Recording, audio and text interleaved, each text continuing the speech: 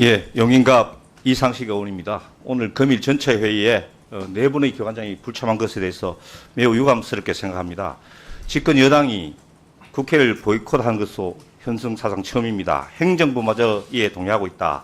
여든 야든 이후에 어쨌든 행정부에서는 국민의 대의기관인 국회의 출석 요구에 적극 응하는 것이 국민에 대한 도리라고 생각합니다. 특히 최근에 부안에서 지진이 발생했습니다.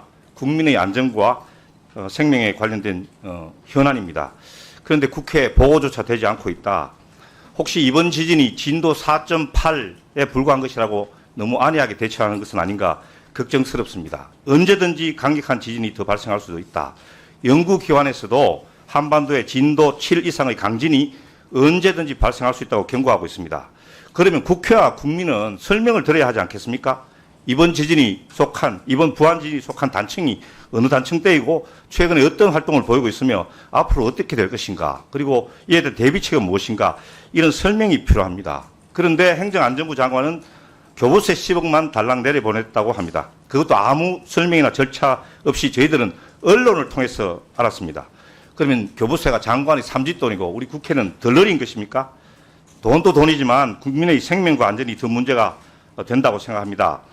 당장 이번 지진으로 호남도 지진의 안전지대가 아니다라는 것이 밝혀졌습니다. 그런데 행정안전부 산하의 국립재난안전연구원은 전국 단청 조사에서 호남을 조사하는 계획은 수립하지 못했다, 이렇게 말하고 있습니다. 이것도 따져 물어야 됩니다. 장관이 꼭 출석해야 됩니다.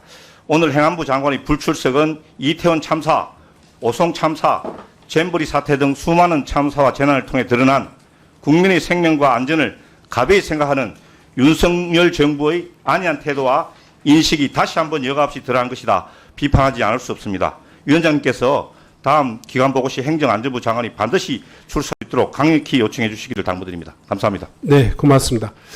마지막 발언으로 처리하겠습니다. 우리 박정현 의원님 마지막 의사진행 발언 해주시기 바랍니다. 예, 사무총장님 그리고 간부님들 수고 많습니다. 다른 기관에서는 다 안 나오셨는데 선관위에서는 나오셨어요. 이게 이제 선관위가 헌법기관이기 때문에 뭐 여야의 정쟁이나 이런 거와 관계없이 공정하게 선거 관리하겠다, 이런 뭐 의지의 표현으로 뭐 받아들이면 되겠습니까? 네. 4월 10일 총선을 앞두고 전국 40여 곳의 사전투표에 불법 카메라가 발견된 거 총장님 알고 계시죠? 네.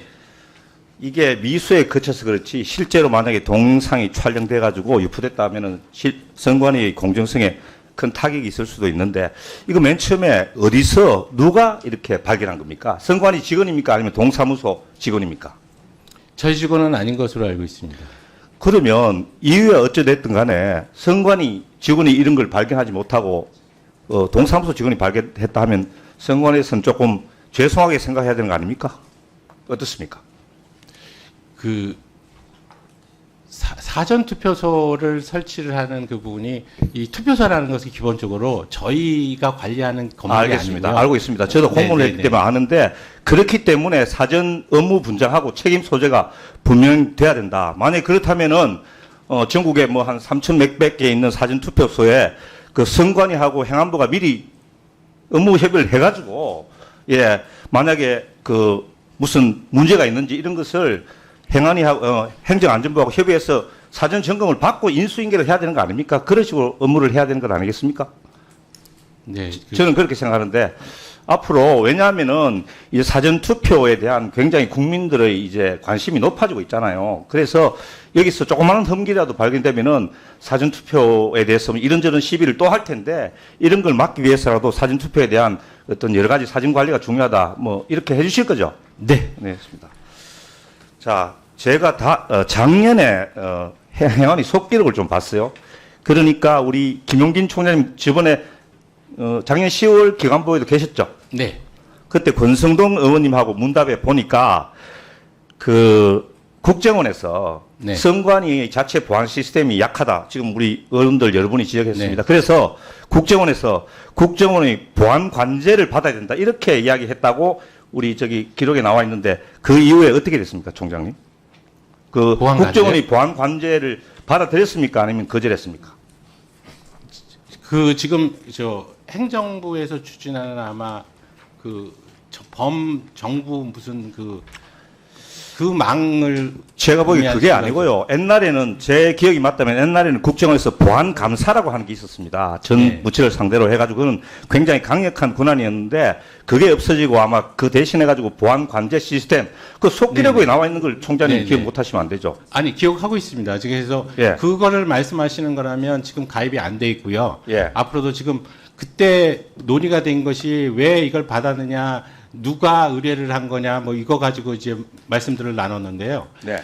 그건 보안 컨설팅입니다. 결국 저희가 받은 건 보안 컨설팅인 그 부분이 왜 그 보안 컨설팅을 받게 되느냐의 앞에 부분이 이런 너희들 기관이 좀 문제가 있으니까 받아야 되지 않겠느냐. 알겠습니다. 그러면 그게 네. 국정원 관제 보안 관제 시스템이라는 게 결국엔 컨설팅이나 다름없다 이 말씀이죠. 그러니까 그 컨설팅은 저희가 요구해서 받은 겁니다.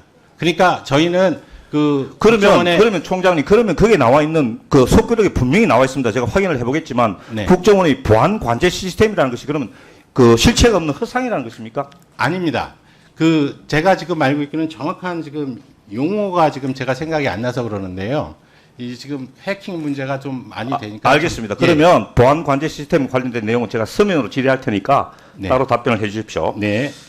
지금 우리 그 기관법을 보니까 거기에 핵심 추진사항 1번으로 투표율 제고 방안이 나와 있습니다. 그죠? 유권자 투표율 제고 1번으로 나와 있는데 투표율을 올리려면은 총장님 지금 우리나라에서 투표율이 가장 낮은 계층이 젊은 층인데 젊은 층의 투표율을 제고해야 된다 이 말씀하고 똑같은 거 아닙니까?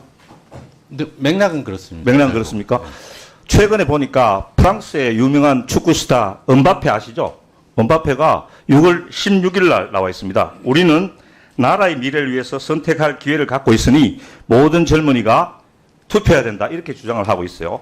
그래서 제가 보기에 이제 선관위에서 투표율을 제고하려는 것을 최고의 목적으로 이제 내세웠으면 젊은 층의 투표를 제고해야 되는데 그게 약간의 정치적인 또 오해의 소지를 받을 수가 있는데 그래도 뭐 추진하실 겁니까? 지금 어떻습니까? 그 추진 방법이 지금 문제가 되는데 그 선거 연령이 낮아져서 고등학교 3학년들이 지금 투표권을 갖게 됐습니다. 그 제 생각은 지금 추진하는 얘기는 지금 젊은 층들이 투표를 해야 되고 결국은 새내기 유권자를 어떻게 교육시킬 것이냐의 문제가 그러면 뭐 생겨서 고등학교 3학년 되는 새내기만 대상으로 한다 이 말씀입니까? 아닙니다. 그 취지가 아니라 고등학교 그 과정에 반드시 선거 교육에 대한 그 일정이 들어가서 이수를 해야 되고. 알겠습니다. 예. 알겠습니다. 그러면 투표율 제고 방안 뭐 추상적으로 좀 나와 있는데 네. 자세한 젊은 층이 포함된 자세한 투표율 제고 방안 제가 한번 받아보겠습니다. 예, 알겠습니다. 지금 이제 마지막으로 선관위의 뭐 신뢰성 이런 부분에 대해서 여러 가지 우리 동료 의원님들이 지적을 해주셨는데 2004년 1월 1일부터 이제 외부 감사위원으로 구성된 위원회가 발족을 했죠. 네. 그러면 그 이전에는 외부 인원이 이 외부 인사가 참여하는 감사위원회가 없었고 전부 다 내부 위원회였습니까? 감사위원회 자체가 없었습니다. 감사위원회 자체가 없었습니까? 네. 예, 그러면 2024년 1월 1일부터 이제 외부 감사관을 외부에서 충원했습니다. 그죠? 네, 그렇습니다. 그것도 처음입니까? 그것도 처음입니다. 지금 다른 정부기관, 가령 뭐 경찰이나 이런 데서도 벌써 제가 알기로는 10수년 전부터 외부에서 감사관을 충원했거든요. 이제 그렇기 때문에 이제 어느 정도 그 조직의 청렴성과 공정성을 제고할 수 있다 저는 보는데 지금 가장 헌법기관이고 가장 공정성이 요구되는 곳이 바로 선관위 아니겠습니까? 그런데 이제야 올 초에야 지금 겨우 감사관이 새로 외부에서 충원됐다. 이 점에 대해서는 어떻게 생각합니까, 총장님? 늦었지만 다행이라고 생각하고 그래서 위원직에서는 저희가 변화된 모습을 좀 보일 테니까 그거를 좀 감안해서 저희가 이제 이 뭔가 과연 이제 위성근 위원님 이제 감안하고 이제 믿으면 되겠습니까? 그 믿어 주십사 하고 감사관님, 말씀드리겠습니다. 우리 임정수 감사관님 한번 일어서 보십시오. 예, 우리 김용긴 총장님께서 우리 감사관님을 특별히 지목해가지고 이제 우리 선관위가 이제 앞으로 변화된 모습을 보이겠다 이렇게 하면서 대표 뭐 어떤 그런 주장을 우리 감사관님께 세워주셨는데 지금 우리 감사관님 한 오신 6개월 다 되죠? 그렇습니다. 지금 보니까 어떻게 전보다 우리 감사 이제 선관위의 어떤 청렴성이나 공정성이나 뭐 이런 게 조금 나아지신 것 같습니까? 어떻습니까? 글쎄 저 소관 업무에 관해서 제가 뭐 홍보성 말씀을 좀 드리긴 어려운데 하여간 저 자정 기능을 그 회복하고 또 발휘할 수 있도록 그다음에 최대한 객관적이고 또 이렇게 공개적으로 그 외부에서 보실 수 있도록 그렇게 감사 업무를 수행하려고 하고 있고 거기에 대한 뭐 장애 요인은 지금까지 특별히 없는 상황이다 이렇게 생각하고 있습니다. 알겠습니다. 잘 부탁드리겠습니다. 네, 이상식 의원님 고생하셨습니다. 다음은 서울 강동을의 이해식 의원님 발언해 주시기 바랍니다.